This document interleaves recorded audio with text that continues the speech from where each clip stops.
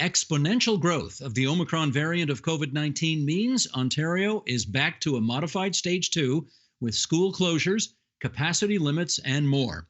With us for the latest on the medical side, we welcome in the provincial capital Dr. Andrew Morris, professor in the University of Toronto's Department of Medicine and a consultant in infectious diseases and general internal medicine at Sinai Health System and the University Health Network, and Dr. Samira Mubaraka, microbiologist and clinical scientist at the Sunnybrook Health Sciences Centre. And then from the downtown core for the political angle, there's our pal Robert Benzie, Queen's Park Bureau Chief for the Toronto Star. Happy New Year, everybody. It's great to have you all on our program tonight, although I guess I should say we wish we were discussing better news.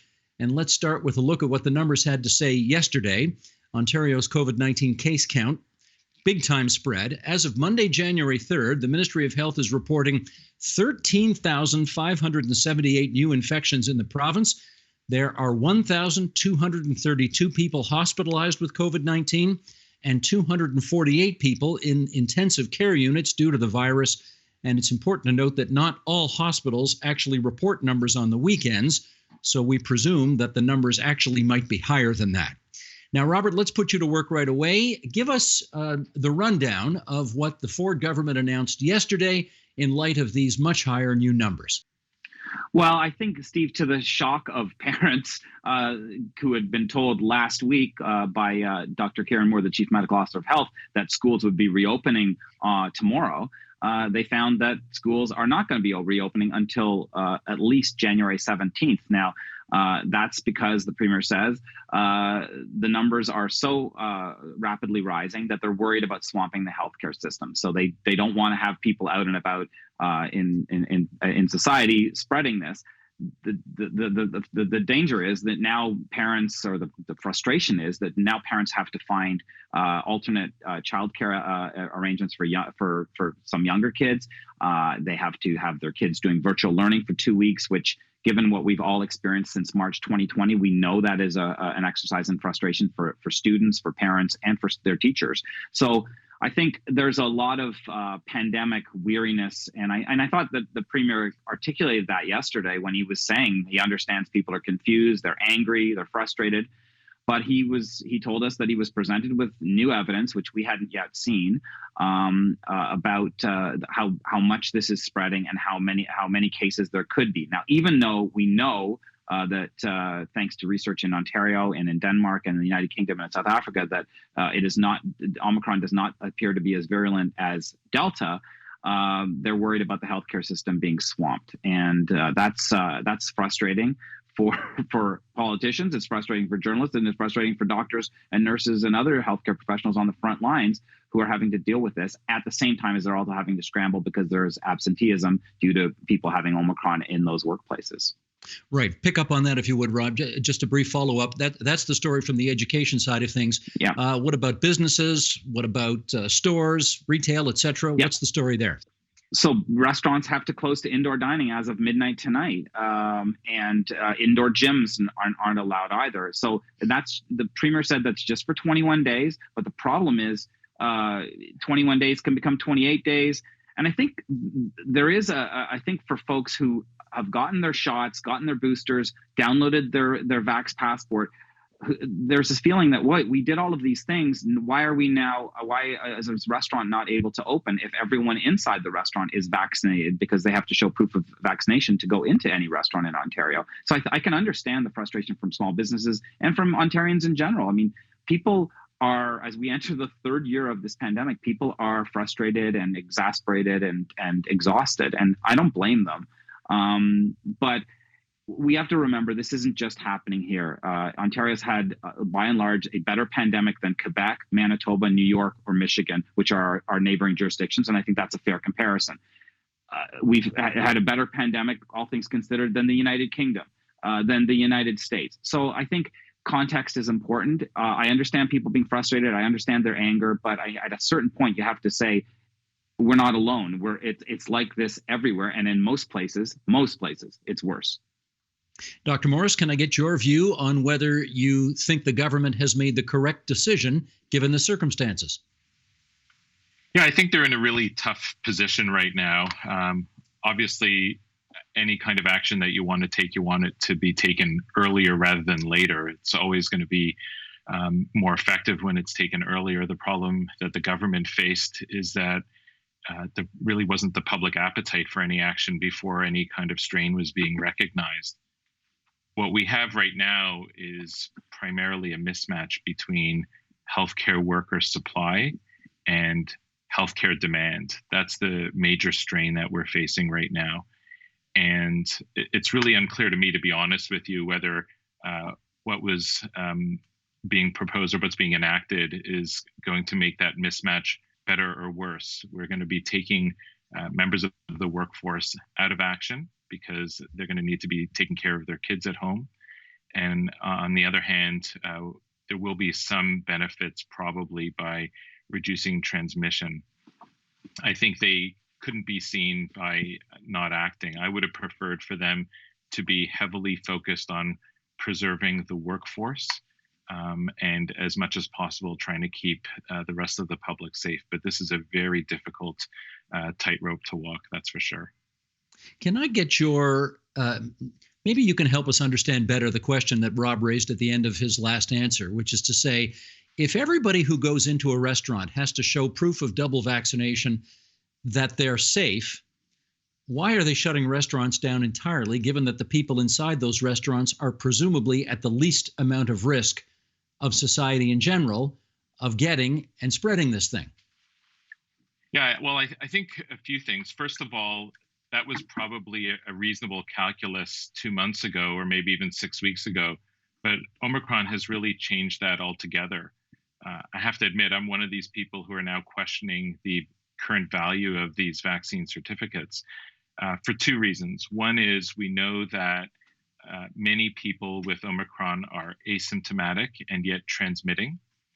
And on the other hand, we also know that because of what's happened with its resistance, Omicron's relative resistance to neutralizing antibodies from the vaccine, just having been vaccinated doesn't guarantee that you're going to reduce your likelihood of transmitting it to others. What it is doing is it's preventing you from becoming very sick, and that's fantastic. But unfortunately, I just don't think it's giving us the reassurance about preventing transmission. Okay, Dr. Mubaraka, there's so much misinformation right now, particularly in the places where people traditionally get a lot of their information. And by that, I mean social media sites like Facebook. So we've got an honest-to-goodness expert here today who spent a lifetime researching this. And let's start with this. Can you talk to us about what we absolutely know about the severity of Omicron? Well, like anything during this pandemic, there are no absolutes. So we always have to be prepared for things to change. I think that much is, that is absolutely clear. Anticipate change. But there are data that are somewhat reassuring in terms of severity that I think you mentioned at the top of the discussion. And we are seeing reduced hospitalizations, maybe around 50% compared to Delta. The problem is we're anticipating so many infections is that even a small proportion of hospitalizations into a small proportion of a large number still translates to a lot of hospitalizations. Now, there is a lot of reassurance in the fact that there are some pretty good data that there is vaccine effectiveness against, especially with the third dose, against hospitalization. So getting the booster or the third dose can reduce the severity. So when we think about severity, we often think about hospitalization, critical illness, and death. So that can be reduced substantially. Numbers are a little bit variable, but somewhere in the realm of 75 to even up to 88% in one UK study. So that's really reassuring. And part of that, even though there is less neutralizing or lower concentrations of neutralizing antibodies, that's just one arm of the immune system. So there's another arm called cellular immunity. And it does look like there are some data in the last week, 2 weeks, everything's coming out so quickly now, that shows that T-cell immunity is still pretty robust. So that potentially may be why we're seeing less severity.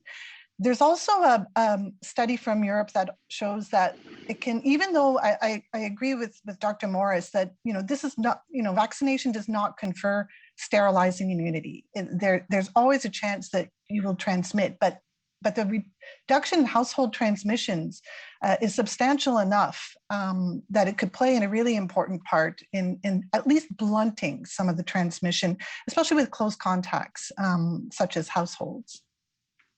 And let me do this follow-up with you. Is it still the case, as it was with previous variants, that there is a disproportionate number of people in hospital and in intensive care units who have yet to be vaccinated? Is that true?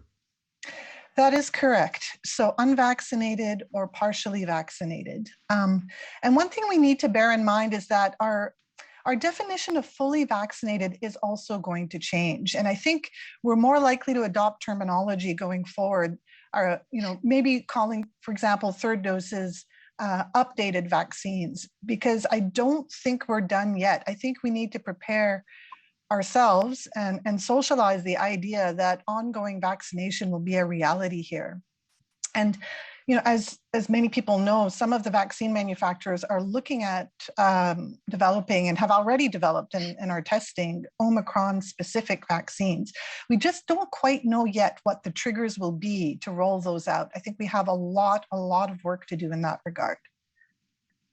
Robert, let me circle back to you. And again, I want to go back to the education angle here, because it was only last Thursday that the medical officer of health for the province of Ontario took to the microphones and said, we may need to start the school year a couple of days late, but basically it's all systems go and you're not going to have to put your kids through online learning again.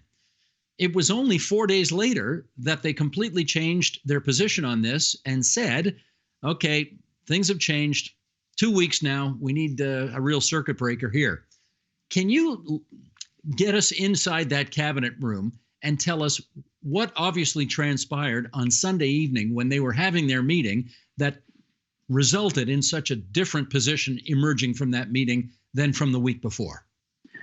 Steve, I think what happened on the Sunday is that the Premier was shown some new modeling, and I would take all of the modeling with a grain of salt, just because the best indicator of future behavior is past behavior. And we know that the modeling projections dating back to April 2020 have always been so wide ranging that we don't really know. Are there going to be 10 cases today? Are there going to be 10,000 cases today? At a certain point, it becomes really, really difficult to figure it out. But anyway, I gather that he was shown these projections that 1% of Omicron patients could end up in hospitals, and that as Dr. Mubaraka was saying, it would swamp even 1%, a huge number would be very, very difficult for the health system to cope with. Now, I don't know where that 1% number came from as we do this taping, Steve. I'm trying to find out.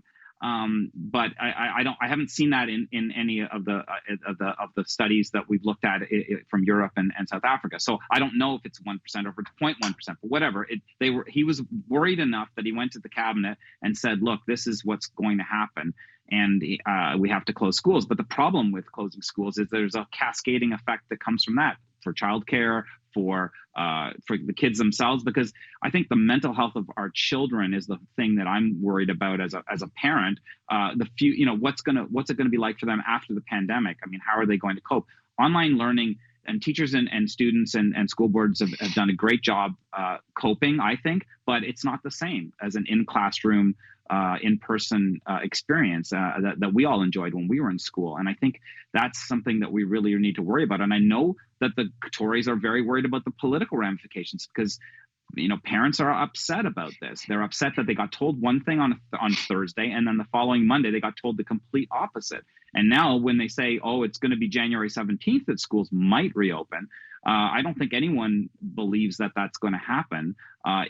Because Omicron numbers are still going to be going up, presumably. I mean, Dr. Moore suggested that yesterday that it would hopefully taper off by the end of January, which would be fantastic if that's the case. But that doesn't mean schools are reopening on January 17th if it's still rising, you would think. Well, let me go to Dr. Morris on that. Obviously, the Premier of Ontario is making decisions along with his cabinet based on the modeling numbers that he's getting from his public health experts. I guess the question I have for you is, how much faith should we have in those modeling numbers upon which these important decisions are being made? It's a great question. I think modeling at this point in time is very difficult. Even at the best of times, with the best of information that we have, it's very difficult. But the difference that we have in this situation is we are facing Omicron for the first time in, I guess, the planet's history at the same time as other jurisdictions have. Previously, we were learning from other jurisdictions.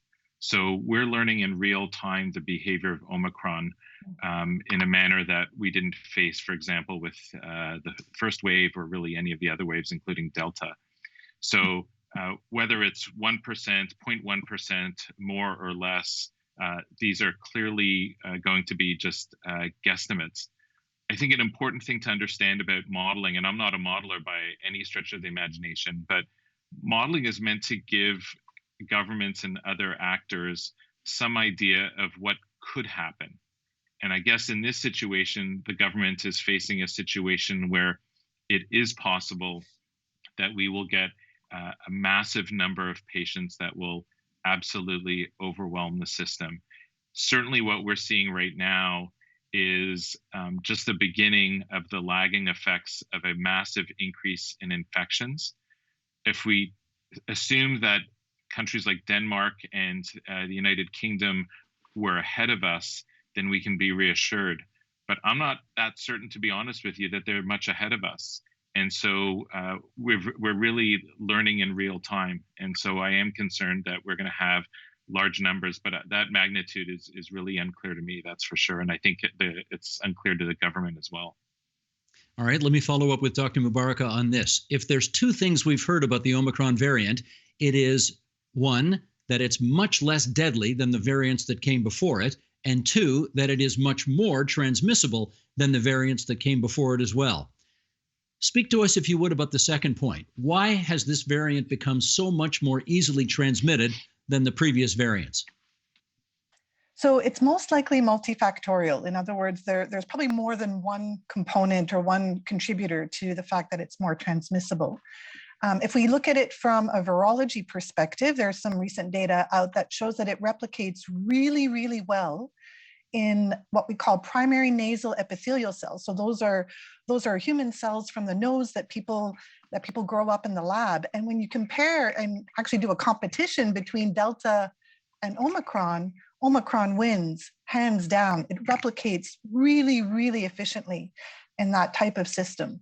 So already we're seeing replication fitness, and we're seeing it more so in the upper airway than in the lower airway, because that wasn't the case when again, this is all very in vitro and experimental and a model, but not seeing that really in the lungs.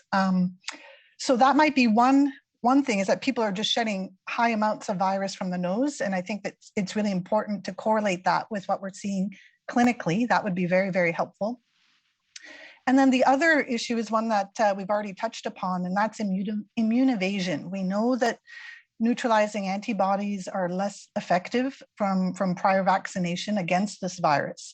So if that's the case and there's immune escape, then it makes the virus much more transmissible. Now, we haven't pinned down exactly which mutations are responsible for this. I mean, this virus is really divergent. It's so different from the other viruses we've dealt with. There are over 50 changes across the whole genome. Some of them are familiar to us. They were present in Alpha, they're present in Delta. Some of them are new, but the behavior of this virus in cells is different. We know it's getting into cells through a different route than the other ones, but we really don't know which mutations or which combination of mutations are responsible for that. So I think that'll be a major focus in the weeks and months to come. And Dr. Morris, a follow-up with you. We know that people who have not been vaccinated are more likely to have more serious after effects if they contract this variant, the Omicron variant. But I wonder if you could talk to us about some other aspects of it. For example, who's the most vulnerable? Is it still older people? Is it still poorer people? Is it still people in particular demographic or ethnic groups? Help us on that, if you would. Yeah, it's really challenging. I think a few things, the one thing that we're seeing on the front lines is that we're seeing chronic illnesses being exacerbated by Omicron, which we didn't see before. I don't think we know exactly why that is. It may be that this is just how Omicron is acting, but it's also possible that people who are comfortable with their vaccination status and have chronic illnesses are letting their guard down, where, for example, a year ago, they may not have let their guard down as much because they were more worried. We are still seeing people, especially who are older, with all the additional traditional risk factors like comorbid illness, obesity, social vulnerabilities that you alluded to, they are still ending up with very severe disease, and we're seeing that right now. So we are seeing patients in the ICU with Omicron disease that is exactly like what we saw previously. So that really hasn't changed. I think the one thing that everyone's talking about is, because it's so highly transmissible and because so many people are well protected by their vaccination, or to some degree by prior infection as well, that we're seeing lots and lots of mild disease, the runny noses, the stuffiness, the headache, and we weren't really seeing much of that previously. So that's been the real difference. But I think one thing that we are seeing in Ontario for sure is a change geographically, so that some of the communities that weren't as hard hit previously, they aren't nearly as well protected from immunity. And so we're seeing more outlying areas, not the urban areas, that are being more substantially hit. This is going to cause us increased problems in terms of healthcare delivery, because they just don't have the systematic organizational resilience that the urban centers do. They just don't have that capacity, and that's going to cause a real challenge in the weeks ahead. And let me do a quick follow-up with you on, again, the integrity of the numbers.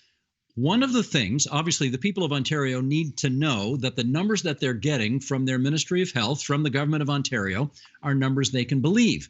But we saw the mayor of Brampton, Patrick Brown, say the other day that there are people who end up in hospital with COVID, but they're not in hospital because of COVID. They may have got COVID, but they're actually dealing with other more serious things. And yet those numbers are being added to the COVID numbers as if to suggest, well, the suggestion seems to be that COVID may be a bigger thing because of it than it really is. Could you speak to that, and whether or not the province needs to start taking more care to tell Ontarians who's in hospital with COVID versus because of COVID? I think it's an important question to ask for sure, because if everyone in the province has COVID infection, clearly not everyone who's being admitted to hospital is being admitted due to COVID. But the reality is not everyone in the province has COVID.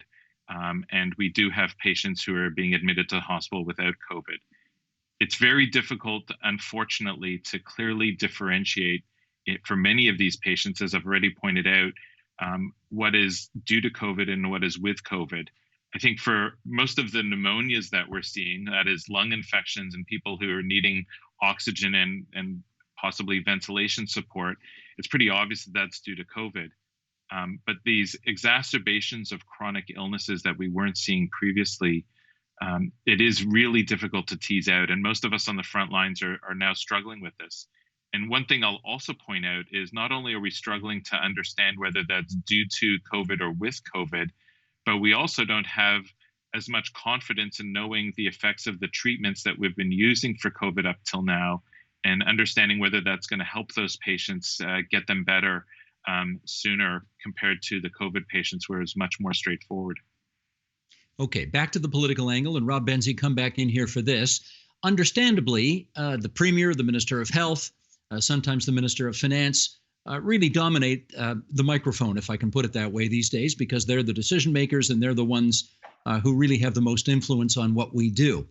However, you and I both pay attention to this thing. The opposition parties also have a role to play in our democracy, and they have been holding virtual news conferences online every day, every other day, for quite a long time, for many, many months, saying, here's where we think the government has made mistakes, and this is what they should be doing, and what we would be doing if we were in charge.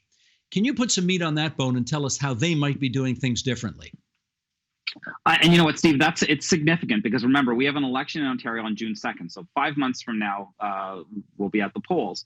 And I think because of that, Andrea Horwath, the NDP leader, Mike Schreiner, the Green leader, and Stephen Del Duca, the Liberal leader, have more of a microscope on them than they normally would. I mean, you and I both know it's very difficult for opposition leaders to get any oxygen in the media or in the public realm unless it's an election time. Well, we're in the run up to that now, so we're going to be seeing a lot of Ms. Horwath, Mr. Del Duca, and Mr. Schreiner in the weeks and months ahead. And this is one of those times when it is really, really difficult and challenging to be in government, because the Premier Ford is rightly or wrongly being second guessed for everything that he does, and that's the drag of being in government. Justin Trudeau found that as Prime Minister when he ran a campaign last fall, he was getting second guessed, and who knows, if Omicron had happened, maybe the election result federally would have been different than it was. I don't know. So this has thrown a spanner in the works for the Tories, because they had hoped to be talking about building up after COVID, rebuilding the economy. And instead, they're talking about another wave of this pandemic that everyone is fed up with. Everyone is looking for someone to blame, even though there's no one person that can be blamed. This is a worldwide thing that's happening everywhere, and every government in every country is challenged by it. But we are where we are, and the Tories are where they are, and they have an election in 5 months, and they have to get they have to get through Omicron. I don't know if they will, and then they have to pivot to talking about what could be like if they're reelected. If you're Stephen Del Duca or Andrea Horwath or Mike Schreiner, you can be saying, look, here's what we would have done that's different and would have been better. I don't know if it would have been better. I don't know actually how much different. Would they be listening to different doctors and a different science table than Premier Ford is? I don't know, but I'm pretty sure, just judging by what's happened in Quebec and in Manitoba and in New York State and in Michigan, that it's really, really challenging, whoever the personalities are, whatever political party is in power. So I'm not really sure it'd be that different. I was speaking with a senior Liberal the other night who was saying that, oh, well, we would have managed this better because we wouldn't have had strife with the teachers' unions and we wouldn't have had strife with the nurses' unions. That's possibly true, but I don't know. They might have had strife with the business community. I mean, Doug Ford is taking a lot of hits from the Canadian Federation of Independent Business, the Chamber of Commerce, and others for these lockdowns, lockdowns, whatever you want to call them. And would Kathleen Wynne as Premier have been even more criticized as being anti-business? I bet you she would have been, Steve. Well, as an example, we've heard all the opposition leaders come out and say that were they in charge, they would have, and I know the Premier says this all the time, that he'll spare no expense and spend every penny required to do this, but they allege he hasn't. And they said they would spend the money required to, for example, make class sizes half as big as they are right now in order to prevent the kind of spread that might be taking place in schools. They have said, for example, they would spend more money on HEPA filters for classrooms so that the air circulation is better. These are a couple of the ideas. When the medical officer of health came out last week and held that press conference without any government representation there at all, Stephen Del Duca, the Liberal leader, said the Premier is missing in action. Now, these are the kinds of lines that opposition parties will use. You've looked at this. Do they have some credibility when they make these allegations? I mean, sure they do, in the sense that you can say, well, yeah, it would be better if we had 15 kids in a classroom instead of 25 kids in a classroom. But there's 4,000 schools in Ontario. So that means you have to build all these new classrooms and hire all these new teachers who you can't just, open a vault and say, here's a 10,000 teachers we can hire. I mean, these teachers have to be trained and they have to be paid. And Ontarians may have to pay higher taxes for the things that they are needed. And maybe Ontarians are willing to do that. I don't know. I mean, we haven't talked about long-term care yet. That was the crisis of 2020 and 2021. And the government has thrown a lot of money at long-term care. The long-term care minister, Rod Phillips, is on the front lines working very hard in that sector. But it's going to be there's a big bill that comes with that, and that's something that governments, whether they were Tory, Liberal, or New Democrat, didn't really want to address, because nursing homes wasn't really the sexy thing to invest in when you could invest in cancer or kids' hospitals and things like that. So I think this is the thing that's going to be challenging for any government, regardless of who wins the June 2nd election. And Steve, I have no idea who's going to win. I wouldn't want to surmise who could, but whoever is the Premier on after June 2nd is going to have a big challenge, a healthcare challenge, a societal challenge, a mental health challenge. I mean, I think it's going to be very, very tricky no matter who wins. Indeed. All right, let's, in our remaining moments here, I guess we got 5, 6, 7 minutes left. Let's take a look forward And Dr. Mubarak, I'll start with you first, because I know everybody's thinking to themselves right now, how do we get to the finish line on this thing? And I know there are a bunch of different theories on this. One way, I presumably, would be to have 100% of the population vaccinated. That would be lovely, but I'm not sure that that's in the cards anytime soon. The other option, I guess, is to let this current variant just kind of burn its way through the population, knowing that it's a lot less deadly than its predecessor variants. What's your view on that as an option going forward? Well, I think the concern, if we just let it run through the population unchecked, is that, again, we will still have, even though it might be a small proportion of individuals who get really, really sick, it's still enough that it would potentially overwhelm the healthcare system. And absenteeism is something that's been highlighted here, and not just among healthcare workers, but think about the rates of absenteeism among, teachers, people who, essential workers along the supply chain.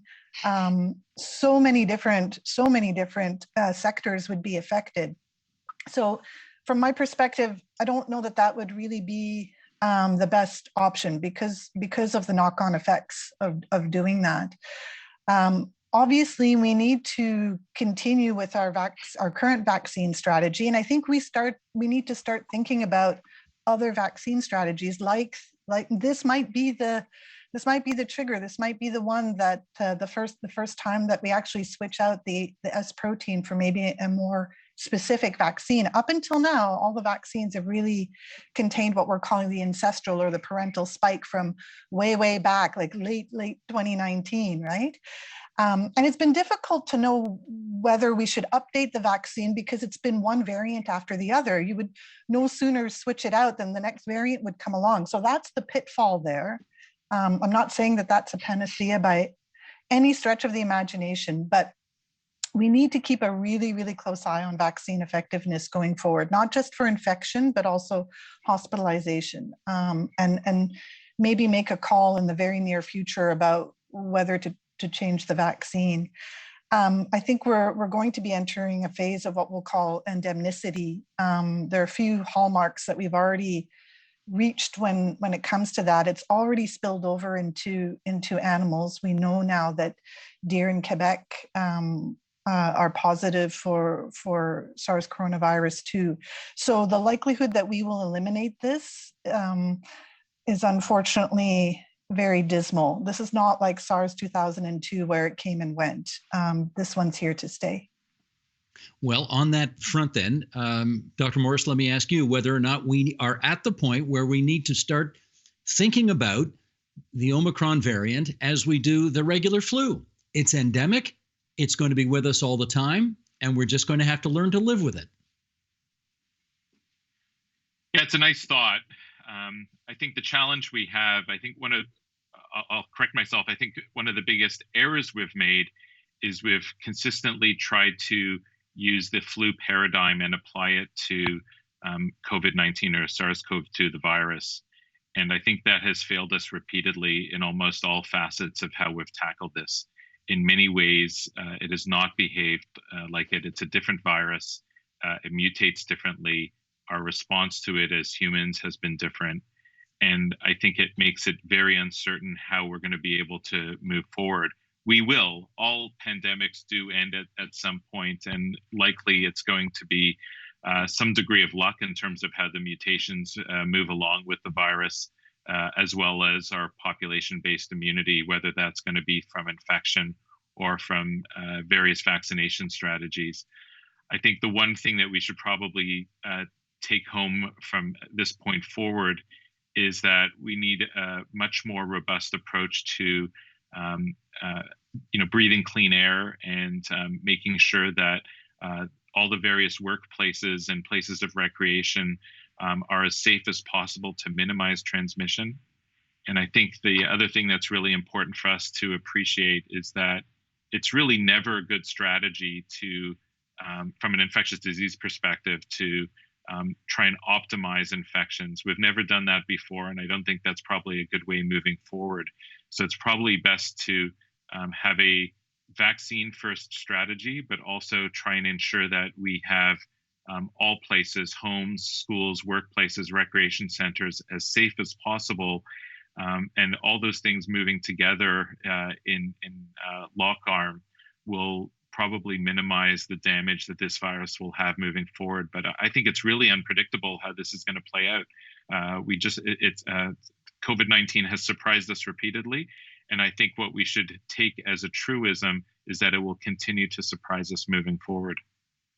Well, I wonder if one of the potentially happier surprises down the road is the use of antivirals, monoclonal antibodies, that kind of thing. Maybe I don't know, you tell me, is that a lifeline that we should hang on to, that maybe it won't be vaccines via needle, but maybe via tablet at some point down the road? Well, I think that all the therapeutics have proved to be, in many ways, better than I even hoped, to be honest with you. The challenge we have right now, not only in Canada, but internationally, is one, the supply of it is still very, very limited. Even our existing therapeutics are running dry at present because the demand is so high. And not only our local demand, but the international demand, and we're a relatively small player in all of this. That will change over the coming months for sure. But the new antivirals, especially the Pfizer product, is definitely promising. We're not going to have tons of it in the next while. I'm not even entirely sure when it will be approved. The federal government allowed the early use mandate to pass, so it has to go through regular approval process. So it's a reason why it's been delayed. So we're not going to have tons of it. It's unlikely that it's going to make a difference in this wave. If it is, it's going to be a very small difference. But moving forward, I do think that all of these are going to be very promising, and we'll probably have even more therapeutics moving forward. And one last question about politics to Robert Benzie. I got a text on the weekend from somebody, Robert, who said to me, I don't know why Doug Ford doesn't come to the podium, get behind the microphone, and simply say, look, I'm paid to make these decisions. I'm making them the best way I can. If you don't like them, we've got an election in 5 months and you can take it out on me then. But in the meantime, I'm going to do what I think is right. Can you imagine this premier saying something that direct to the people of Ontario? Yeah, I mean, he sort of said something to the effect of, I had to make this decision, and I was decisive, and it took 30 seconds, and he was derided by his political rivals for being so impetuous. And Stephen Del Duca tweeted a picture of himself with a pizza, saying it took 30 seconds to order this Pizza Hut pizza, which I guess is a cute thing for his supporters. It's tough though, Steve, to say, because as both the doctors have said, this thing has evolved so much over the last 22 months, and I can't believe that I'm saying it's 22 months, but it has evolved so much, and there's been so much said, and we've always thought everything was a magic bullet. Paid sick leave was going to be a magic bullet. Vaccines were going to be a magic bullet. Masks were going to be a magic bullet. Social distancing was a magic bullet. HEPA filters in schools a magic bullet. Everyone's been looking for a really simple solution to this, and I don't know if it's antivirals or antibody testing or whatever, rapid tests. I think the problem is there is no magic bullet. This thing is really wily, and I believe we will get through. As Dr. Moore says, all pandemics end. This isn't the worst pandemic in the last 120 years. It just isn't. The Spanish flu of 1918 to 1920 killed 50 million people. This one has killed, I don't know, worldwide 3 million. In Ontario, 10,700, 10,800, something like that. That's terrible, but it's not. It hasn't been as catastrophic as past pandemics have been. And when this one is over, I think we'll look back and we'll learn some things from this. But I have a feeling that we might forget a lot of the lessons of this pandemic, the way that we've forgotten the lessons of previous pandemics, whether it was SARS in 2002, 2003, or the swine flu, or the Spanish flu. So I don't know. I'm hopeful that this will end sooner rather than later, but like everyone else, I'm weary and kind of fed up, Steve, I got to tell you. Robert is hopeful and fed up, but I am just grateful that the three of you could spare some time for us tonight on TVO. In the middle, Dr. Samira Mubaraka, and on the bookends, Dr. Andrew Morris and Robert Benzie. Great to have you three on TVO tonight. Thanks so much. Thanks for having us. Good night. The Agenda with Steve Paikin is made possible through generous philanthropic contributions from viewers like you. Thank you for supporting TVO's journalism.